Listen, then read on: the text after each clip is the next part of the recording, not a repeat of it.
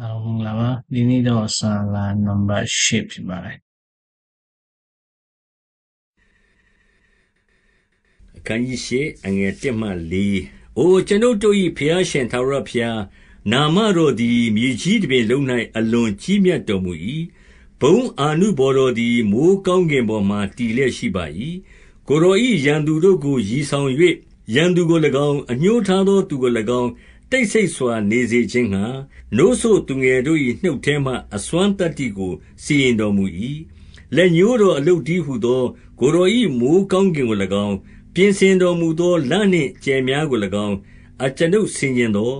လူသည်အဘယ်သို့သောသူဖြစ်၍ကိုယ်တော်သည်အောက်မေ့တော်မူရသနည်းလူသားသည်အဘယ်သို့သောသူဖြစ်၍အကြည့်အရှုကြွလာတော်မူရသနည်းသူကိုကောင်းကင်တမန်တို့အောက်၌အနှဲငယ်နှိမ့်တော်မူပြီ